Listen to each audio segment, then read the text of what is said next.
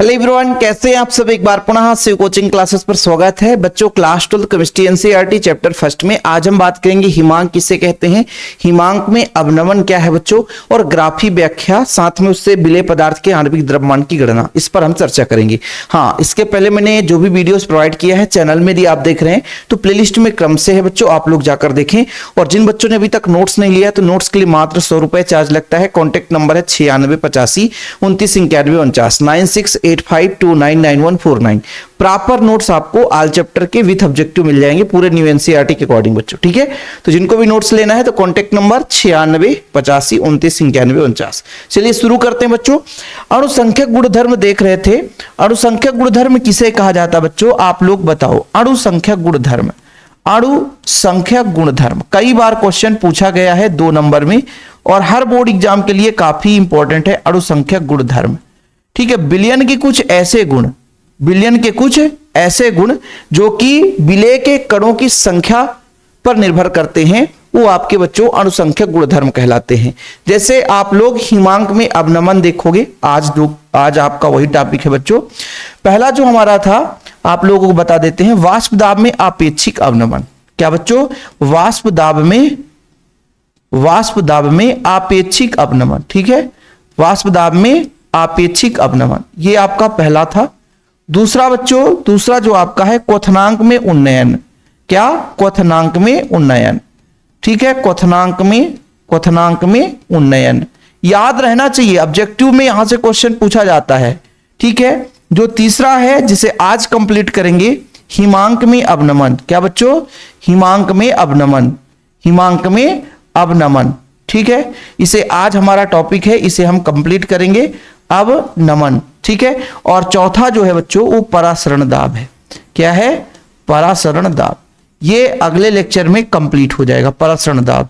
तो आज हम बात करेंगे हिमांक में। तो ये आप लोगों को परिभाषा लिख लेनी है, याद कर लेनी है कि अणुसंख्यक गुणधर्म किसे कहते हैं, कि विलयन के कुछ ऐसे गुण जो कि विलेय के कणों की संख्या पर आधारित होते हैं, जिनका निर्धारण विलेय के कणों की संख्या पर किया जाता है, उसे हम बोलते हैं अणुसंख्यक गुणधर्म।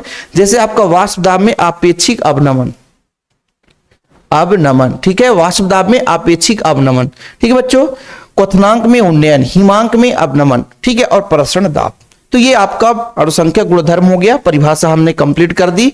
अब बच्चों बात करते हैं ये हिमांक है क्या, थोड़ा समझिएगा, पॉइंट को समझिएगा बच्चों। जैसे हमारे पास द्रव है, द्रव के ताप को धीरे धीरे कम कर दें, द्रव के ताप को धीरे धीरे कम कर दें तो एक ऐसी स्थिति आती है बच्चों कि द्रव जो है वो सॉलिड स्टेट में हो जाता है, ठोस में हो जाता है।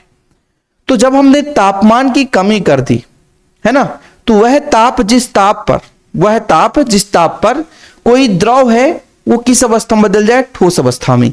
यानी किसी विलयन की बात करें चाहे किसी विलायक की बात करें, उसके द्रव अवस्था का वाष्प दाब और सॉलिड यानी ठोस अवस्था का वाष्प दाब समान हो जाए जब, तो वह ताप बच्चों आपका हिमांक कहलाता है, ठीक है। जैसे मैं यहां पर बात करता हूं कि भाई हमारे पास मान लीजिए यहां पर ये द्रव है बच्चों, और इसके तापमान में कमी ला रहे हैं।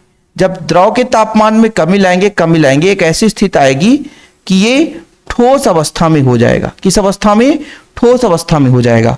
अर्थात जब ये लिक्विड था तो इसके टेम्परेचर में हमने कमी कर दी, तो इसका जो वाष्प दाब था, ठीक है बच्चों, गिरता गया, एक ऐसी स्थिति आई कि ठोस अवस्था के वाष्प दाब के बराबर हो गया, है ना। तब बच्चों ये जो तापमान में गिरावट आई है, जो तापमान में कमी है, जिस ताप पर ये द्रव ठोस अवस्था में बदला है, या किसी विलयन का वाष्प दाब वो ठोस अवस्था में जो स्थित है उसके वाष्प दाब के बराबर हो जाएगा, उसे बोलेंगे बच्चों हम क्या बोलेंगे, फ्रीजिंग पॉइंट, यानी फ्रीजिंग टेम्परेचर जिसे हम बोल सकते हैं, ठीक है। हिमांक बोलते हैं फ्रीजिंग पॉइंट।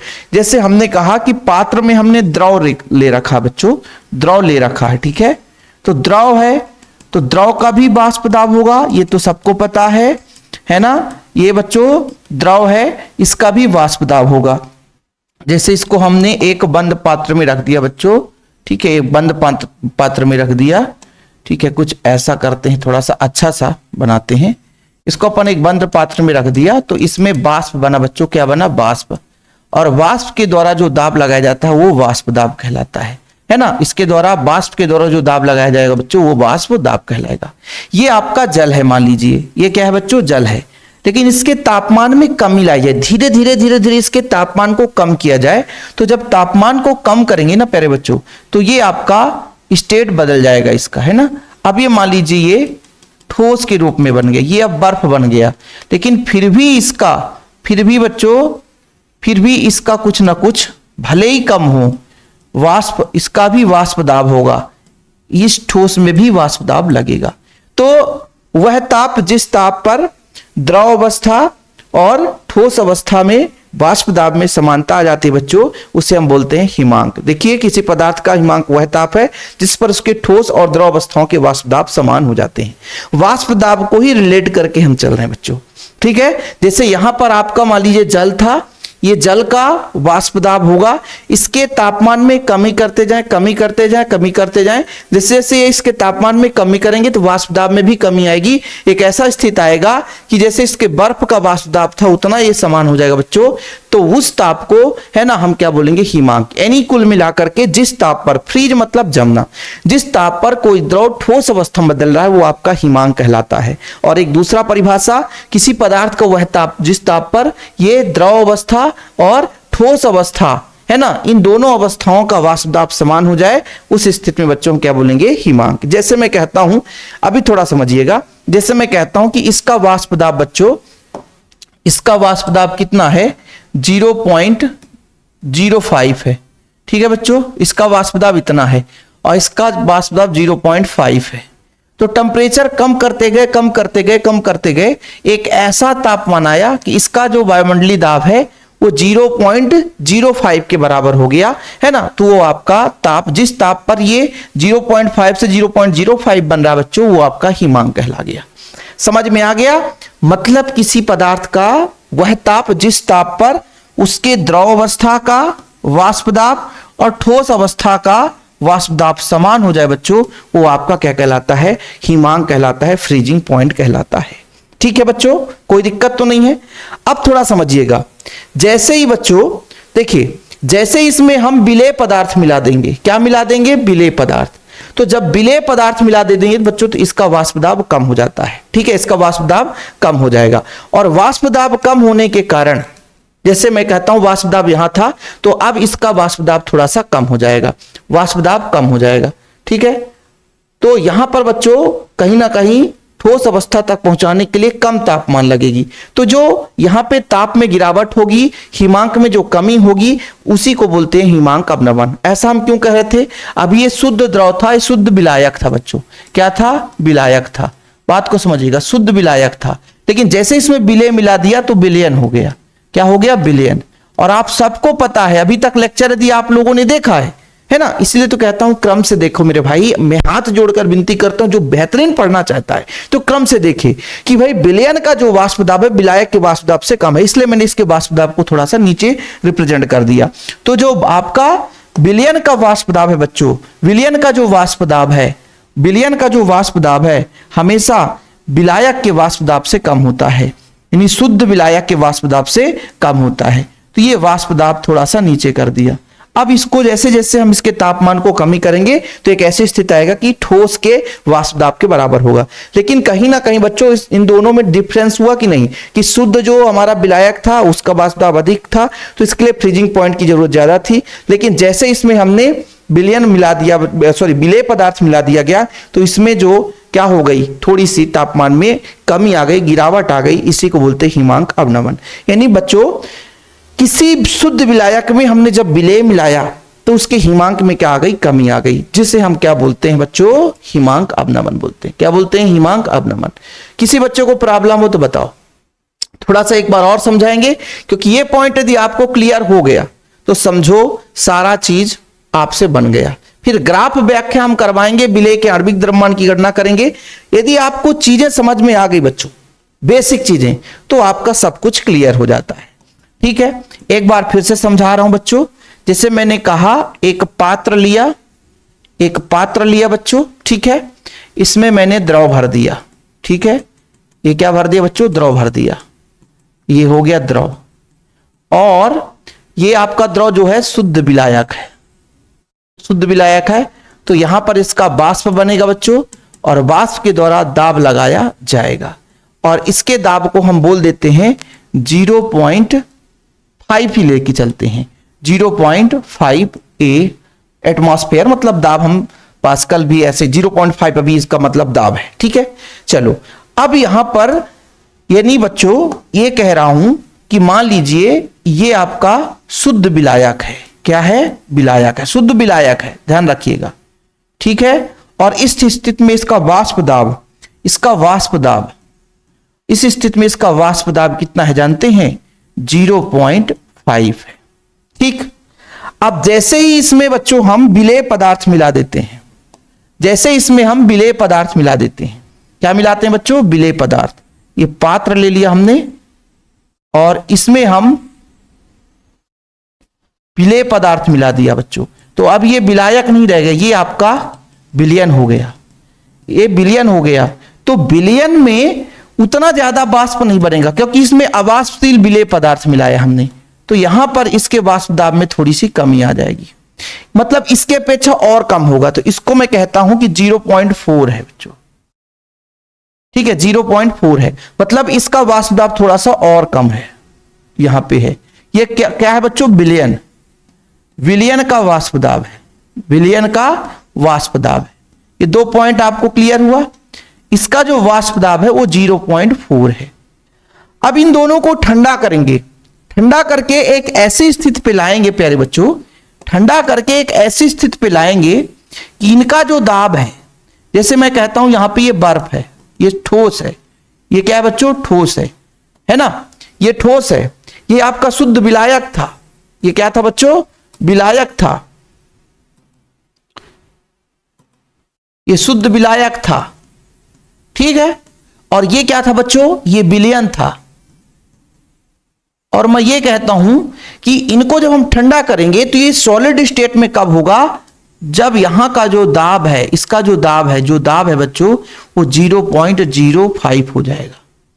ठीक है, फिर से समझना, यानी और कम, सबसे कम, मतलब और निचले क्रम में, यानी यहां पे एक ऐसा मैंने बनाया कि ये इसका जो यहां पे जो दाब है 0.05 है बच्चों। ये किसका है? ठोस का है, ठोस अवस्था का है। किसका है? ठोस अवस्था का। ठीक है, यानी ठोस अवस्था का ये वाष्प दाब बता रहा है। ठीक है, चाहे वो आपका विलायक हो चाहे विलयन है, ठोस अवस्था के लिए वाष्प दाब है। अब हम क्या करेंगे कि भाई साहब यहां पर यदि हम देखें तो यदि विलायक के वाष्प दाब में कमी लाना है तो टेम्परेचर को कम करना पड़ेगा।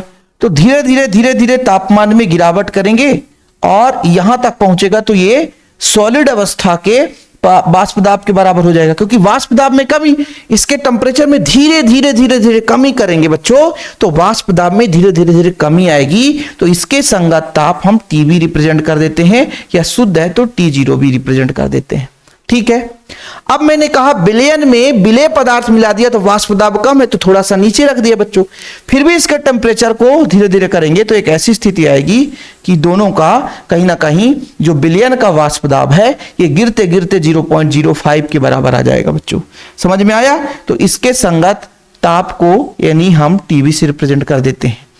तो यहां पर आप देखो, यहां पर यह देखना है कि यदि हमने किसी विलायक में अवाष्पशील विलेय मिलाया तब तो विलयन बना, क्योंकि इसमें विलेय मिला हुआ है जिसके कारण जो हिमांक में कमी आई है वो हिमांक अपनमन कहला जाता है।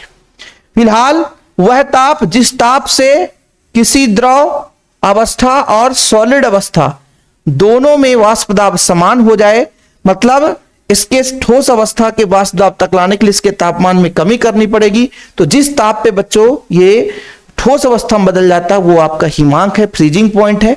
ठीक है, और बच्चों इसके यदि हम क्वथनांक की बात करते तो इसको धीरे धीरे बढ़ाते, क्वथनांक उन्नयन की बात करते ना, तो धीरे धीरे बढ़ाते कि भाई ये धीरे धीरे आगे बढ़ाते एक ऐसा वाष्प दाब आता जहां इसके गैस अवस्था के वाष्प दाब के बराबर हो जाता।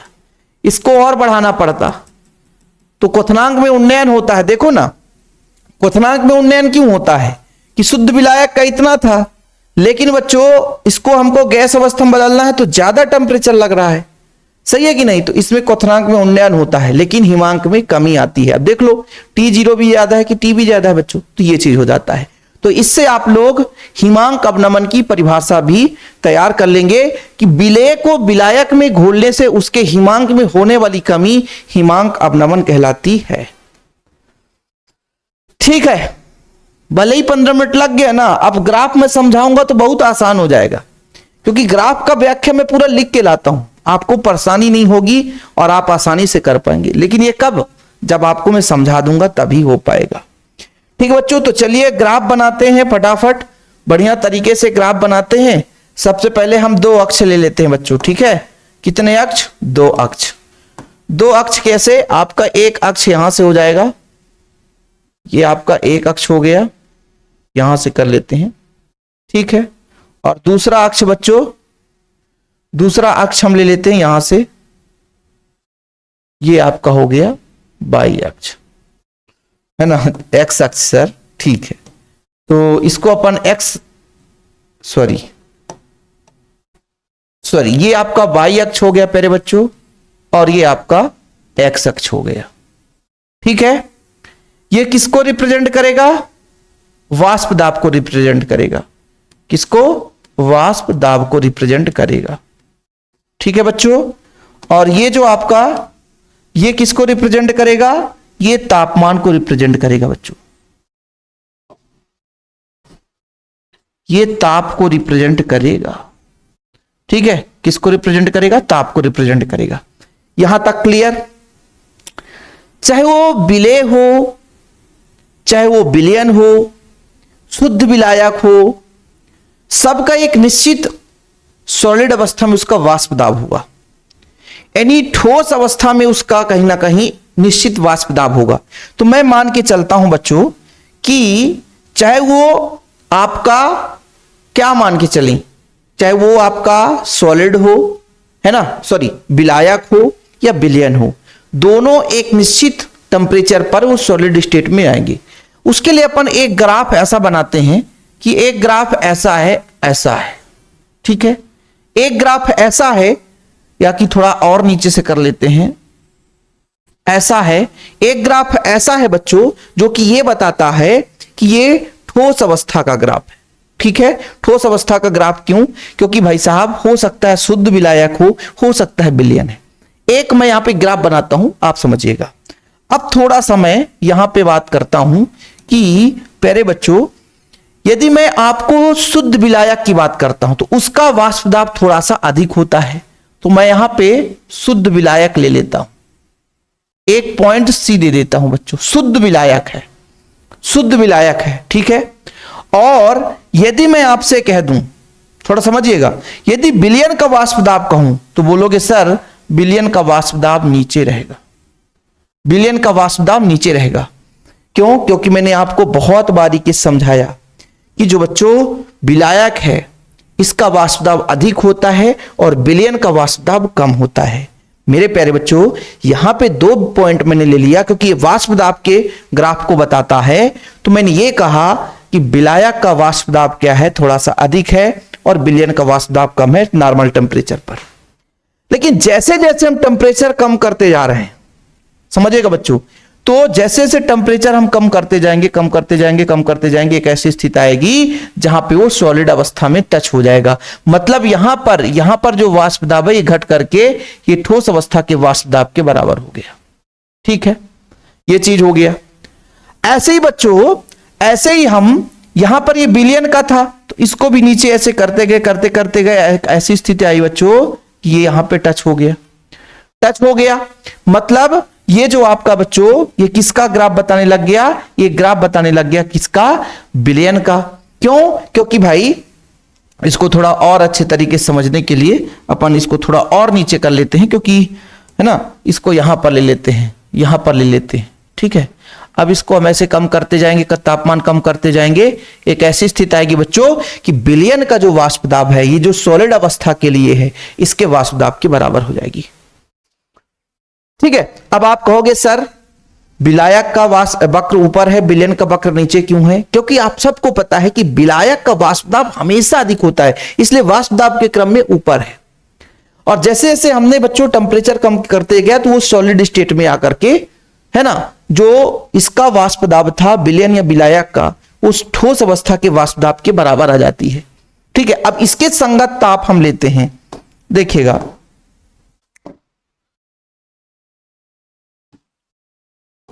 जैसे यहां पर एक बी बिंदु लिया हमने बच्चों, इसके संगत ताप ले लेंगे।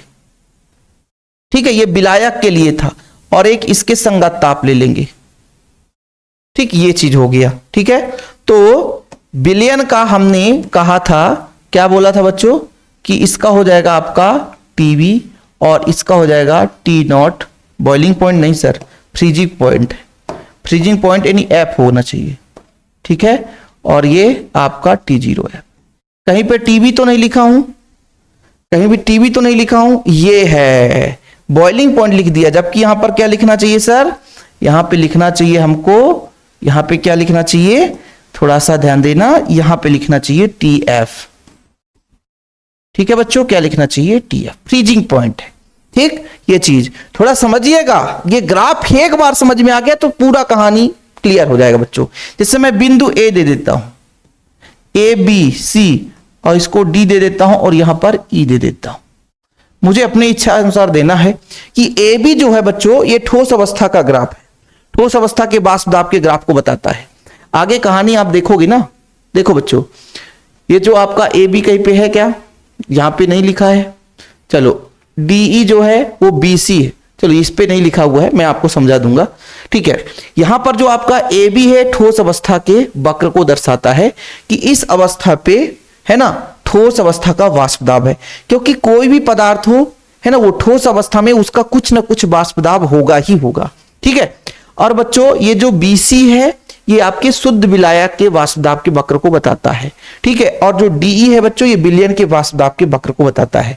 ठीक है, जैसे यहां पर आपका C पॉइंट पर विलायक का वाष्प दाब था, तापमान में कमी करते गए एक ऐसी स्थिति आई कि उसके द्रव अवस्था और ठोस अवस्था, क्योंकि ये ठोस है बच्चों, ये आपका यहां पे मैं कहता, यहां पे जो वाष्प था ये बच्चों द्रव विलायक था। क्या बच्चों, द्रव विलायक है, द्रव विलायक था। ठीक है, लेकिन जैसे जैसे तापमान कम करते गया तो ये ठोस अवस्था में जाकर के, ठोस अवस्था में जाकर के मिल गया, यानी यहां पर ये हुआ कि ये ठोस अवस्था में हो जाता बच्चों। ठीक है, और ई पर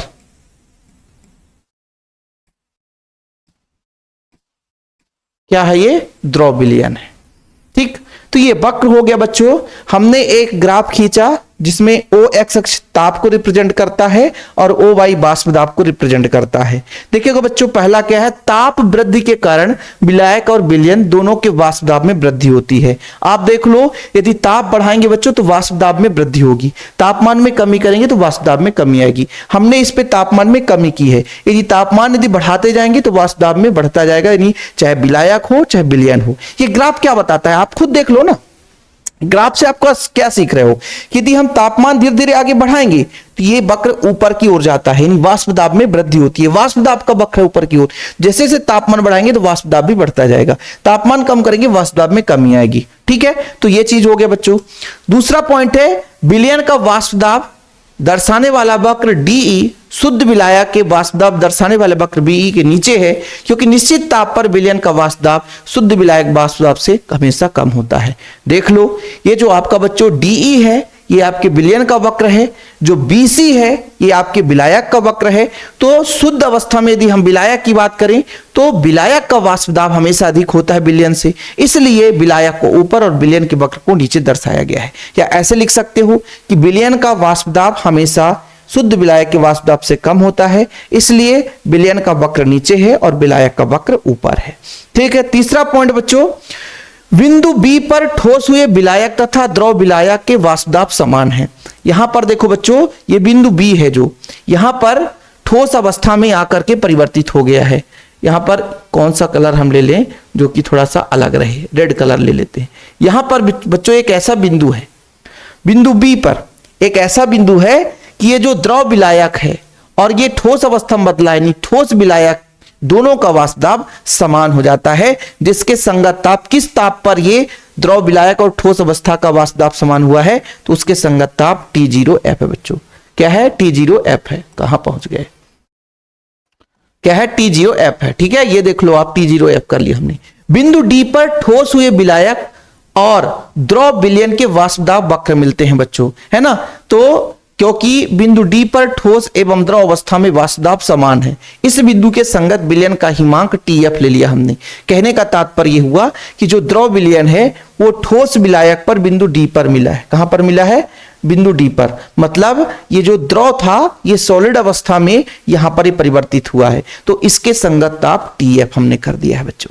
ठीक है, अब यहीं से हम निकालेंगे क्या, हिमांक में अवनमन। ठीक है, यदि किसी को प्रॉब्लम हो तो बताओ।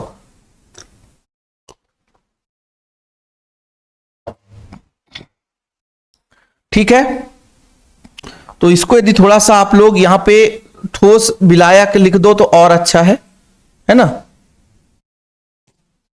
ये ठोस विलायक का वक्र है बच्चों। ठीक, ये ठोस विलायक का वक्र है। अब इन दोनों के बीच जो डिफरेंस होगा बच्चों, यही हिमांक में अवनमन होगा। ठीक है, दोनों का डिफरेंस होगा, मतलब हिमांक में जो अवनमन होगी वो डेल TF जो होगी बच्चों, वो किसके बराबर होगा, T0F माइनस TF के। ठीक, ये आपका हिमांक में अवनमन हो गया। तो यदि किसी को प्रॉब्लम है तो भाई इसकी परिभाषा लिखो, ग्राफ बनाओ और ये ग्राफ का वर्णन लिखो। ग्राफ का वर्णन आपको लिखना ही पड़ेगा। आप सोचोगे कि हम ना लिखे तो नंबर कट जाएगा, और हमेशा आता है बच्चों। ठीक है, अतः हिमांक में अवनमन, हिमांक में अवनमन, अवनमन डेल TF बराबर T0F माइनस TF। अधिक वाले में से कम वाले को घटा देंगे, यही हिमांक में कमी आ जाएगी।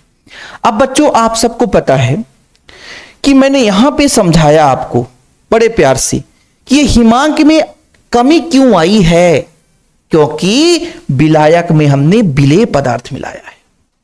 क्या मिला है बच्चों, विलायक में विलेय पदार्थ। तो सारा खेला जो खेल हुआ है वो विलेय पदार्थ के कारण हुआ है। हमने कहा विलायक था, उसमें विलेय मिलाया और विलेय मिलाने के कारण उसके वाष्प दाब में कमी आई, तो उसके हिमांक में भी कमी आ गई। तो यह खेल किसके कारण हुआ है, यह खेल किसके कारण हुआ है भाई, तो यह खेल विलेय पदार्थ के कारण हुआ है। तो विलेय के मोलों की संख्या विलायक में यदि हमने मिलाया है तो यह कहलाता है मोललता। यदि विलेय को विलायक पर हमने मिलाया है तो यह सांद्रता के पद को परिभाषित करने के लिए कौन सा पद होता है बच्चों, मोललता होता है। जब विलेय को विलायक में मिलाया जाता है तब सांद्रता के पद को हम मोललता कहते हैं। इसलिए प्यारे बच्चों हम यहां पर लिखेंगे कि चूंकि यहां पर देखो हिमांक में अवनमन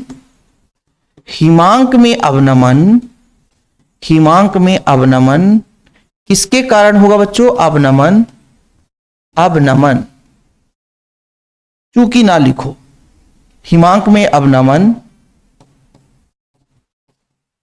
विलेय के मोललता के समानुपाती होगा प्यारे बच्चों। क्या होगा प्यारे बच्चों, समानुपाती होगा। क्या होगा, समानुपाती होगा। अर्थात डेल TF जो है फ्रीजिंग जो डिफरेंस है बच्चों, ये जो समानुपाती होगा स्मॉल m के। जब बच्चों समानुपाती हटाते हैं तो एक के नियतांक लग जाता है। ठीक है, जहां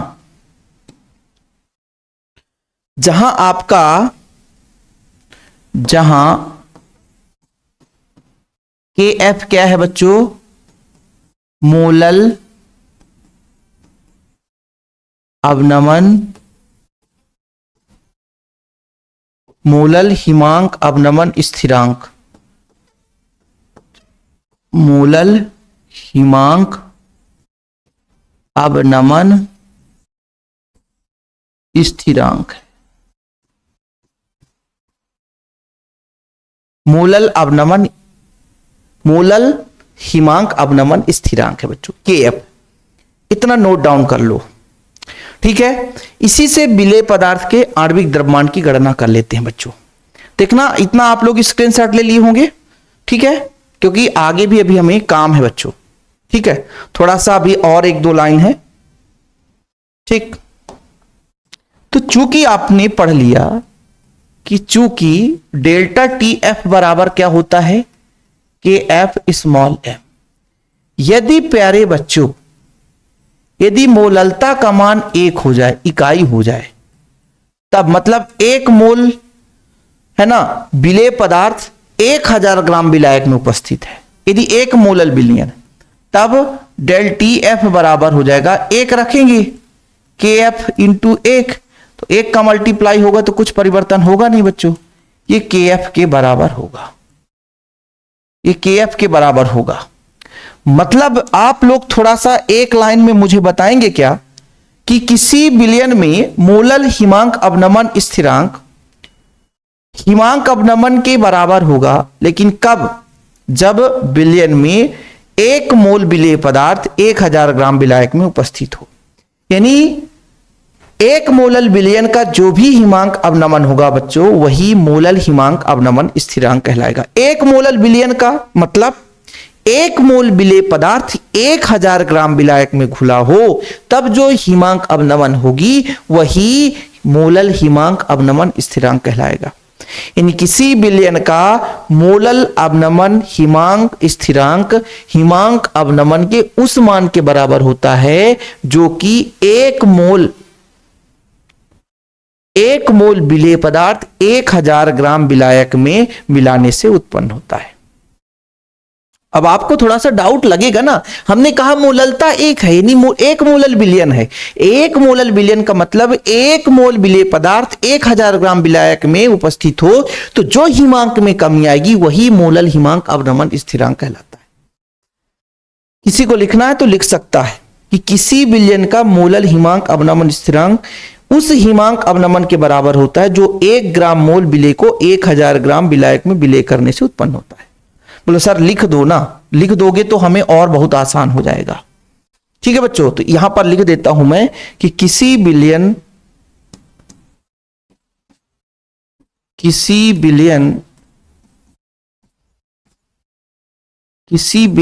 का मोलल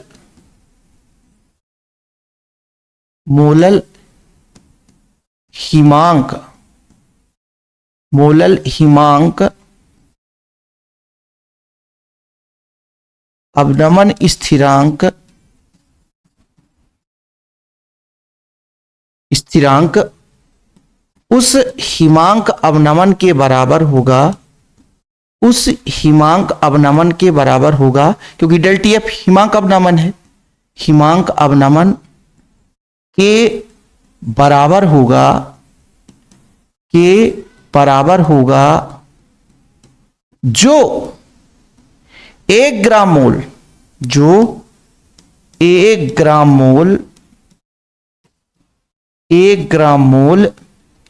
विलेय पदार्थ 1 ग्राम मोल विलेय पदार्थ को 1000 ग्राम विलायक में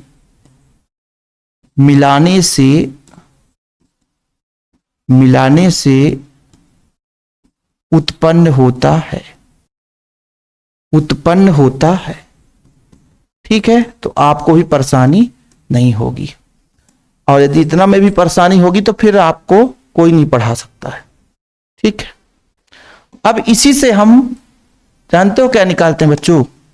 हैशटैग लगाना, विलेय पदार्थ के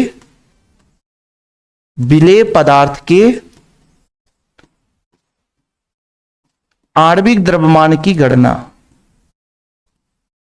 विलेय पदार्थ के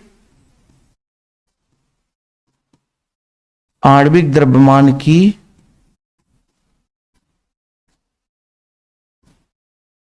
विलेय पदार्थ के आणविक द्रव्यमान की गणना।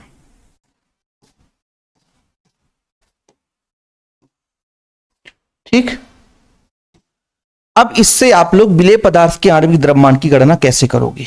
तो चूंकि देखना प्यारे बच्चों, क्योंकि आपने पढ़ा डेल टी एफ जो है वो समानुपाती होता है स्मॉल एम के।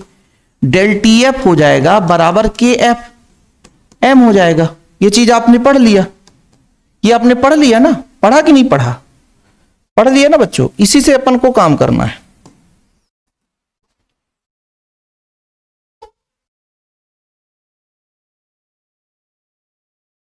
ठीक है, इसी से अपन को काम करना है कि मोललता कितना होता है।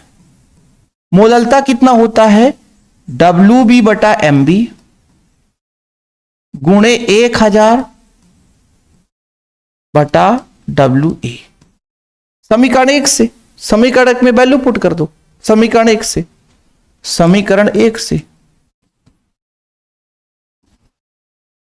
समीकरण 1 से डेल टी एफ बराबर के एफ आपका हाई है बच्चों, इनटू में डब्ल्यू बी बटा एम बी गुणे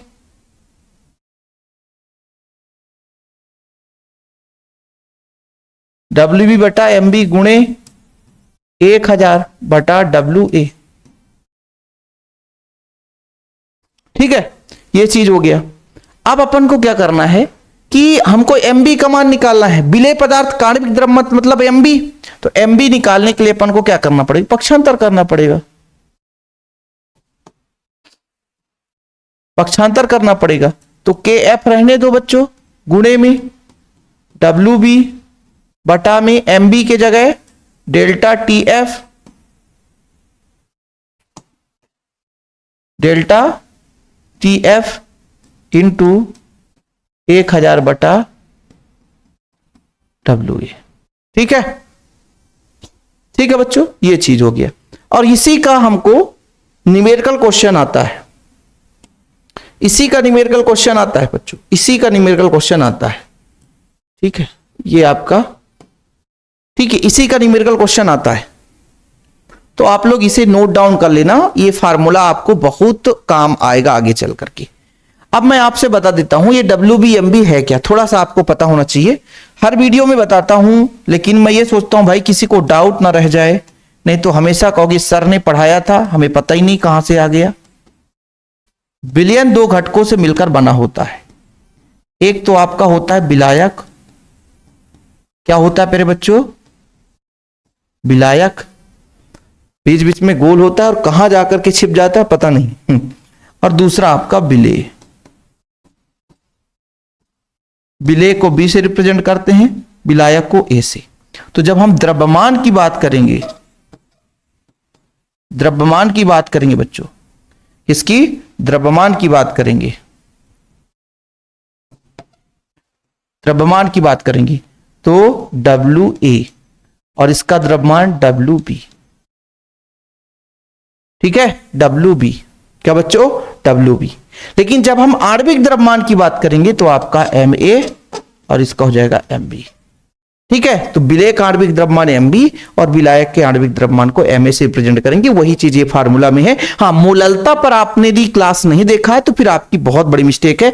मोललता किसे कहते हैं, इससे संबंधित अंकीय क्वेश्चन एक नहीं कम से कम 10 से 12 अंकीय क्वेश्चन हमने कराया है ना। तो जो बच्चे चैनल पे पहली बार आए, चैनल को सब्सक्राइब कर लेना और एक एक लेक्चर आपको देखना है, क्रम से देखना बढ़िया, तभी आपकी बेहतरीन तैयारी हो जाएगी। और कैसा लगा आज का ये क्लास? थोड़ा सा लंबा था और लंबा होने के कारण है बच्चों की एक एक पॉइंट लेकर चलना पड़ता है ताकि आपको कहीं पे डाउट ना रह जाए। ओके, तो विलेय पदार्थ के आणविक द्रव्यमान की गणना हम इससे कर सकते हैं। वीडियो पसंद आए तो लाइक करके शेयर करना बच्चों। जय हिंद, वंदे मातरम। और हाँ, कॉन्टेक्ट नंबर मैंने दिया है, जिन बच्चों को नोट्स चाहिए 96 85 29 91 49। ठीक है, आप लोग कॉन्टेक्ट कर सकते हैं नोट्स के लिए।